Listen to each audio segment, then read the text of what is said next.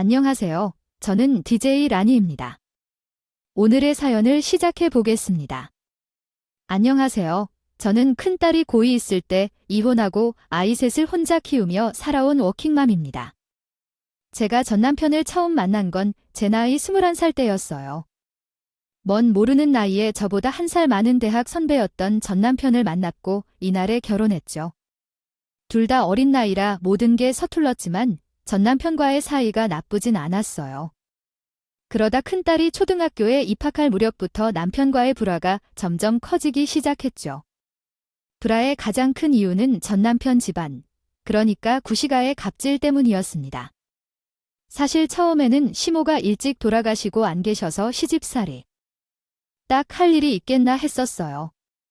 그런데 그 집에는 시모가 없는 대신에 웬만한 악독한 시모 저리 가라 하는 독하디독한 시부가 있었죠. 사실 평범한 서민 가정인 저희 친정과 달리 전 남편 집은 좀 살았거든요. 처음에는 그게 너무 부담이 될 정도였죠. 전 씨는 소위 말하는 부동산 큰손인데 원래는 형편이 안 좋은 가정 출신이라 해요. 그러나 자수성가를 한 사람인지라 가난에 대한 혐오가 베이스로 깔려있는 사람이었죠. 어떤 가난한 건 부모 탓이지만 어떤 가난한 건 죄여서 가난에 게을러서 가난하지 않도록 노력을 해봐야 한다고 생각해. 노력을 하지 않고 살아가는 사람들은 인간 취급을 받을 자격이 없어. 인간은 노력한 만큼 대접을 받는 법이야. 그러니까 아무리 이런저런 해봐도 게으르게 살 일 없어.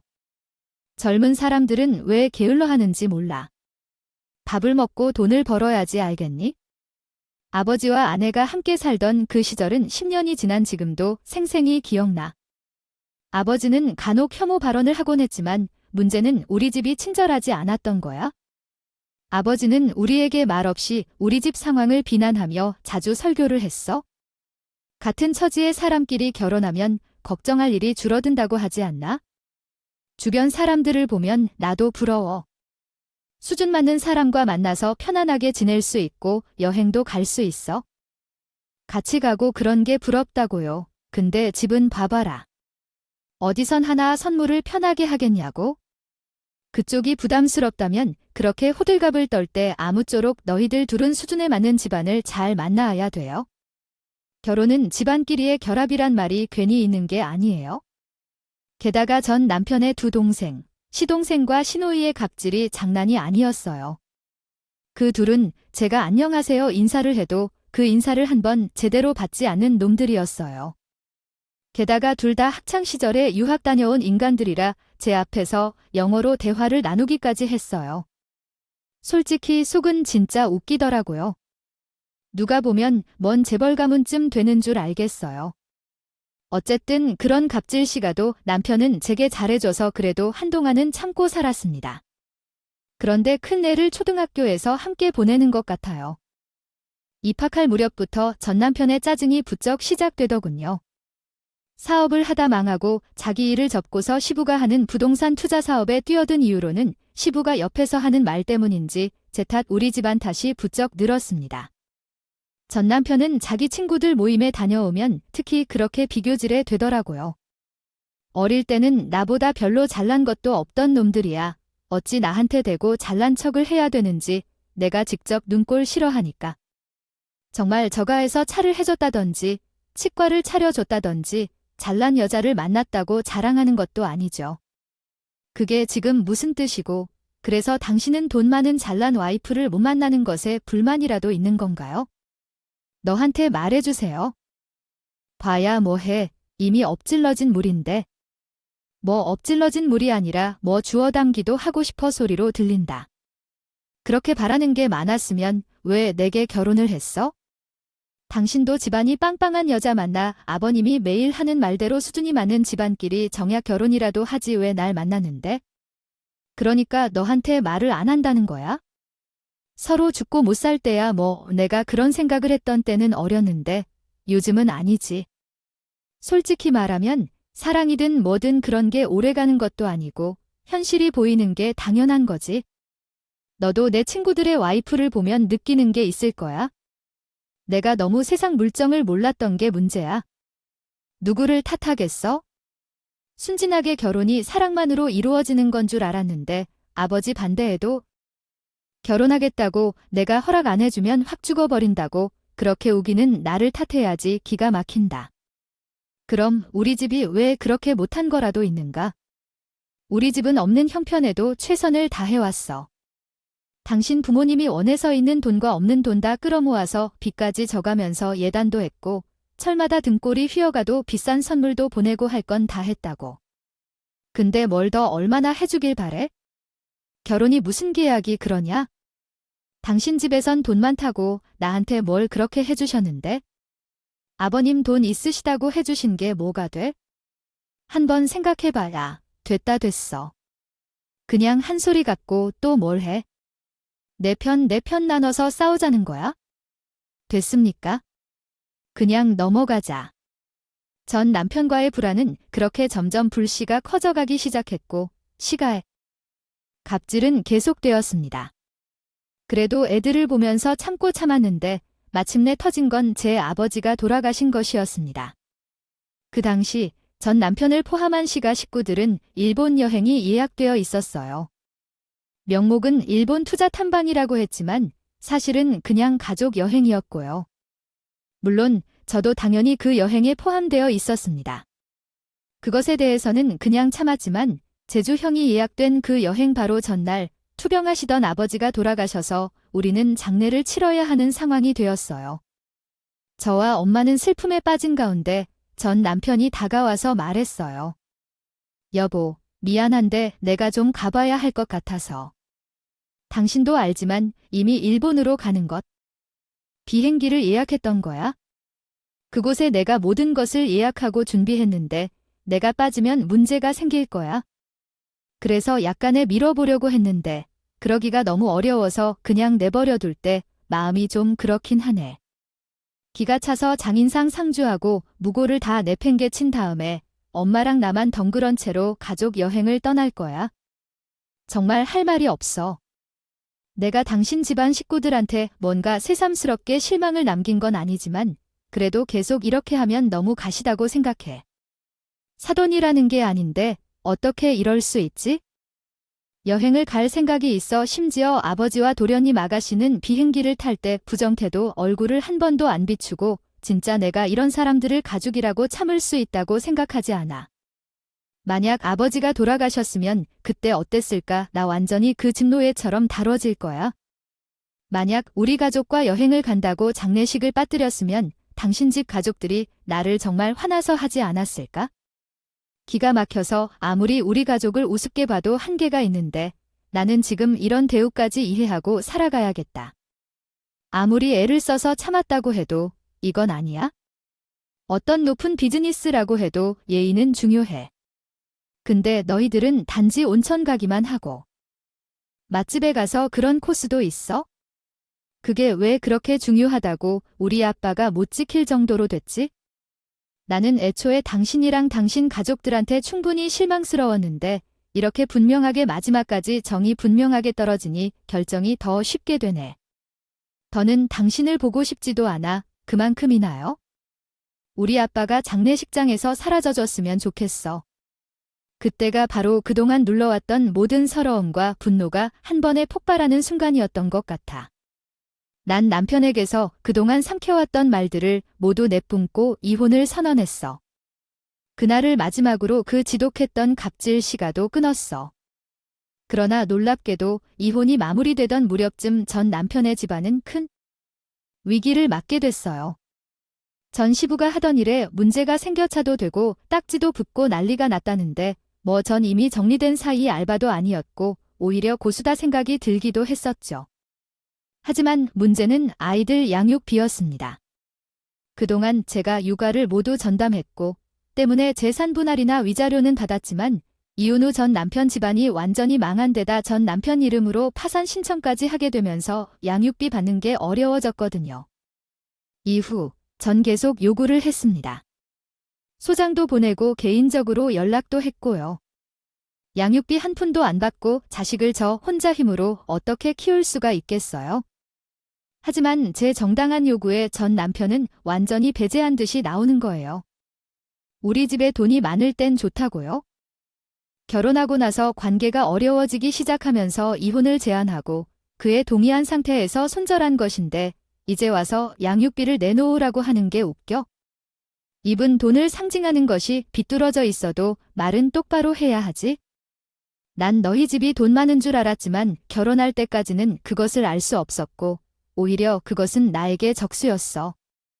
돈을 통해 뭔가 얻을 수 있는 것도 아니고 누가 조금이라도 보탠 적 없는데 갑자기 얼마만큼 눈치 보여야 하는지 몰라. 좋다고 생각한 적도 없고 너희 식구들을 보는 건 내게 항상 고통스러운 일이고 양육비를 내야 한다면 당연한 것인데 내가 한 푼도 내주지 않고 시궁창에 나를 버린 셈이잖아. 하겠다고 모르겠고 난 이제 먹고 죽을래도 돈 한 푼 없고 완전 파산이 되었다. 그든 양극비든 뭐든 내가 나한테서 돈을 뜯어가고 싶으면 은행에 가서 달라고 해요. 그래, 내 돈은 거기 다 있으니까. 그래도 한때는 죽고 못 살게 좋아했던 사람이고 오랜 세월 미우나 고우나 가족이 있는데 어떻게 이렇게까지 취해질 수 있는지 참 회의감이 들더라고요. 아무튼 고소를 하고 집을 찾아가고 무슨 짓을 해도 그런 식으로 나오니 저도 별 수가 없었고 결국 저는 양육비 한 푼 받지 못한 채 새 아이를 오로지 제 힘으로 키워야 했습니다. 밤낮으로 죽어라 일해가며 진짜 말 그대로 뼈 빠져라 뒷바라지만 하며 살아왔던 것 같아요. 이혼하고 난 직후엔 일단 목돈도 묶어두고 최대한 돈을 아껴야겠다는 생각에 아이 셋과 함께 하숙집에 살았어요. 하숙생들 밥도 해주고 청소도 해주며 숙식을 해결하면서 그렇게 살았죠. 그래도 주인 아주머니를 좋은 분을 만나 저 아이들을 잘 챙겨주시고 배려를 많이 해주셨어요. 우리 애들이 혹시나 시끄럽거나 불편하다면 저한테 꼭 말씀해주세요. 제가 따끔하게 혼내놓겠어요. 하숙집에 다른 학생들도 있는데 괜히 저희 때문에 불편하시면 죄송해요. 별말을 다 한다. 내가 머리털이라도 자기네 애들처럼 조용하고 말 잘 듣는 애들은 본 적이 없어. 그전에는 나 혼자 청소하고 빨래하고 다 하느라 허리가 고통스러웠어요. 지경이었는데 이제 자기가 놔둬와 밥을 부차려주지도 청소도 해주지도 얼마나 도움이 많이 되는지. 그런 소리래. 지금도 충분히 괜찮으니까 애들을 너무 잡지 마라. 알았지? 참 감사하게도 좋은 분 덕에 몇 년을 신세졌고 아이들이 조금 크면서 방이 더 필요해져 전셋집을 구해 나왔지만 두고두고 참 고마운 분이었어요. 또한 다행스럽게도 저희 아이들 셋도 모두 다 너무 착하고 건강하게 잘 자라줬고요. 그리고 무엇보다 큰딸이 워낙 어른스러워 동생들도 잘 챙기고 공부도 너무 잘해줘서 참 고마웠습니다. 뭐 하나 남들보다 더 해준 것 없는데도 저 혼자 척척 공부해 좋은 대학도 가고 대학 가서도 장학금 받으며 아르바이트도 하고 졸업까지 무사히 마치더라도 우리 딸 그동안 고생 많았어. 엄마가 말 안 해도 내 고생 다 알아. 고마워.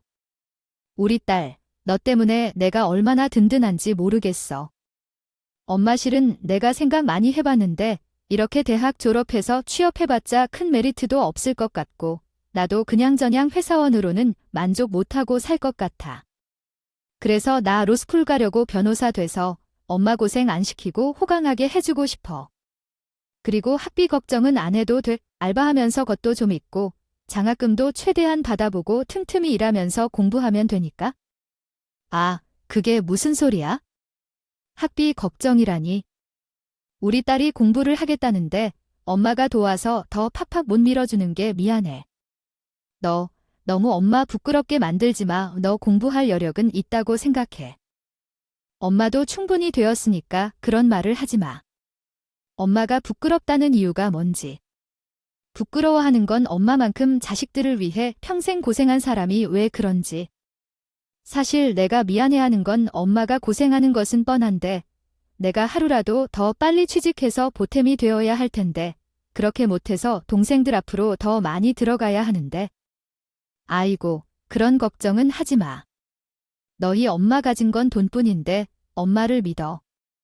엄마 고생시키지 않겠다는 의지로 취업하는 대신 변호사가 되겠다고 로스쿨을 지나간 큰딸은 아르바이트까지 하면서 로스쿨 졸업까지 일사천리로 무사히 해냈고 남들처럼 팍팍 밀어주지도 못했고 부모님으로서 무슨 큰 도움도 못했는데도 우수한 성적으로 졸업해냈다. 척척 혼자 잘해낸 딸이 참 자랑스러웠지만 참석한 날 전혀 반갑지 않은 손님이 우리를 찾아왔습니다. 몇 년 동안 연락 한 번 없던 전 남편이었고, 당신이 여긴 무슨 일이야? 여기가 어디라고? 저 사람이 어떻게 알고 여기까지 전 남편을 알아본 건 저와 큰딸 둘뿐이었어요. 당연한 일이었습니다. 두 아이들은 이혼 당시 너무 어렸고 그 이후로는 아빠를 한 번도 본 적이 없었으니까요. 물론 제가 못 만나게 한 건 아니었어요. 아빠가 돼선 자기 자식들이 어떻게 살건 말건 양육비 안으려고 내팽개치고 산 건 그쪽이고. 정유나, 소유나, 도유나 아빠야. 오랜만이다. 오랜만이야. 엄마, 저 사람. 누구인지 모르는 사람이 갑자기 나타나서 아빠라고 말하자 아이들은 당황해했고 저보다도 더 싫어하는 큰딸은 분노하여 그럼에도 불구하고 큰딸의 표정이 불쾌한 곳 없이 전 남편은 마치 자격 있는 아버지인 듯이 당당하게 우리를 향해 걸어왔다. 오더군요. 자랑스러운 우리 딸 아빠는 우리 정윤이가 해낼 줄 알았다. 우리 정윤이가 어렸을 때부터 이 아빠를 닮아서 머리 하나하나가 좋았잖아. 얘야, 우리 딸이 로스를 다 나오고 말이야. 아들만 하면 성공 아니냐? 여기서는 무슨 일로 오셨어요? 아니, 여기로 오게 된 이유를 어떻게 상상할 수가 있어요? 어떻게 사람이야, 너 비자니 어떻게 아빠를 보고 하는 것부터 왔어요? 얘야, 아빠가 너희들을 얼마나 그리워했는지 알았다면. 아빠가 이러면 좀 서운하다. 서운한데 기가 막혀서 말이 다 안 나오네. 감히 우리한테 그런 말을 할 자격이 된다고 생각하세요?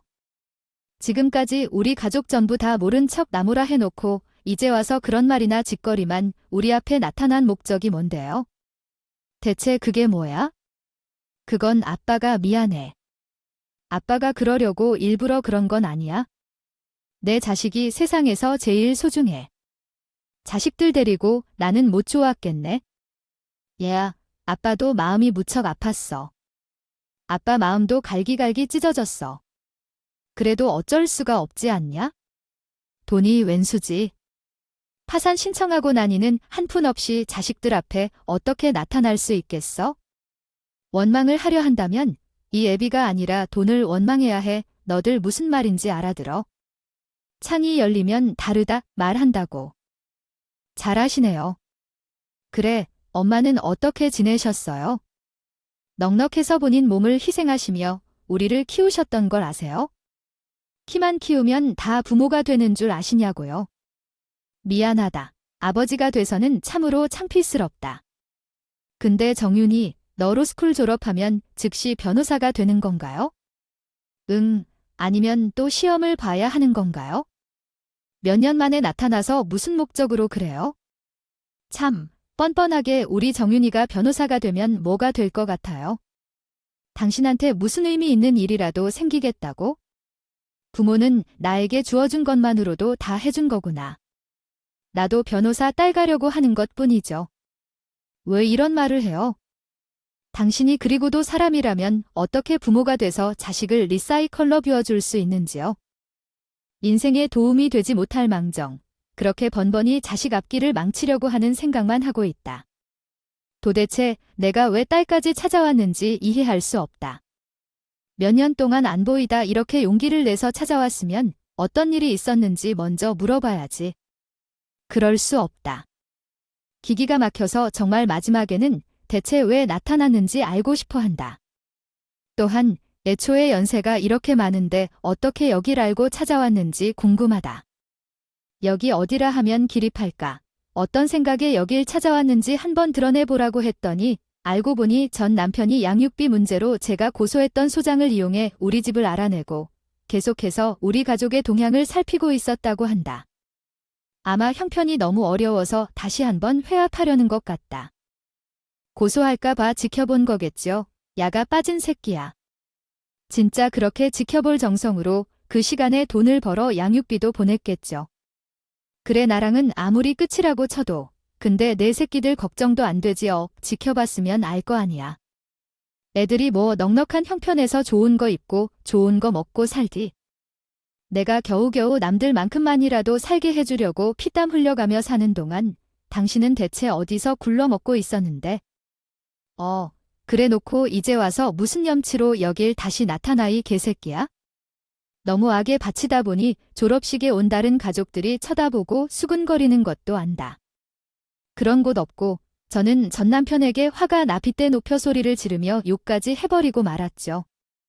아, 너무 그러지 좀 마. 나도 웬만한 일이면 이렇게 안 나타나지. 나라고 뭐 이렇게?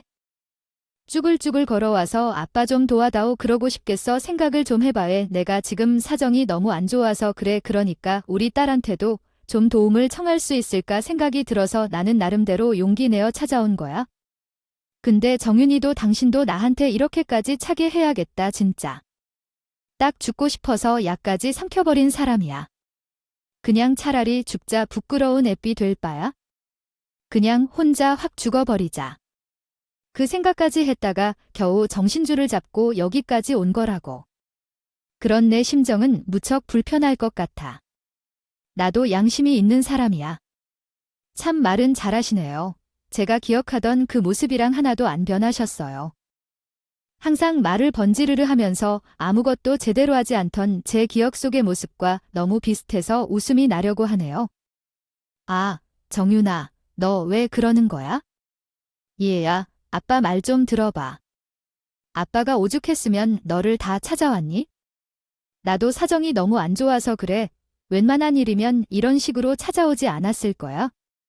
사실은 우리 가족이 다 사기에 휘말렸어. 그래서 도움이 좀 필요하다. 당신 가족들이 사기라도 당한 거라도 말이야. 당신 아버지는 의심이 많고 약약한 사람이 아니 그 아이야? 당한 게 아니라 그 반대야. 뭐, 그럼 사기를 쳤다고 당신 혼자가 아니야? 가족이 다 그러니까. 지금 그쪽 가족이로 가족 사기 니다 다니다 이 소리인 거네요. 알고 보니 전 남편의 가족들, 전 시부와 시동생 시누의 넷은 가족 사기 다녔었던 거예요. 진작에 집안 쫄딱 망해놓고선 그 뒤로도 계속 부자 행세를 하면서 결혼 사기를 쳤다는 정말 기가 막힌 스토리였습니다. 아, 그러니까 뉴스에서만 보고 말로만 듣던 그 결혼 사기를 쳤다.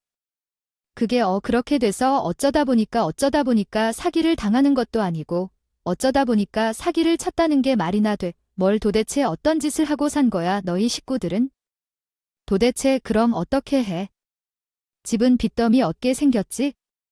가족들은 다 뿔뿔이 흩어지게 생겼지? 갖고 있던 것들은 다 처분하고 남은 건 없지? 결국 파산을 신청한 후에 우리 손에 남은 것이 하나도 없어서요. 당신도 알잖아. 우리 집 식구들은 아무도 없이 살아본 적이 없는 거지요. 그러니 선택지가 뭐가 있겠어요. 선택지가 없어서 사기를 쳤어요. 너희들은 단체로 부자들을 찾아 결혼 사기를 치러 다녔어? 대단하다. 정말 말이 다 안 나오네. 뭐, 그냥 그런 거지? 요즘 여자들이 얼마나 쉽게 속는지 알아? 부잣집 여자들이 대충 아무 남자나 만나려는 줄 알아? 끝나는 집안을 찾으려고 하는 거지? 나도 집에 돈이 없어도 너랑 결혼한 거야? 요즘 누가 그런 사람이 있는지. 아무튼 그래서 정수가 얼굴이 좀 됐나 봐. 부자인 척해서 결혼시켰고 수십문의를 해서 돈을 뜯어냈고 결혼하고 나면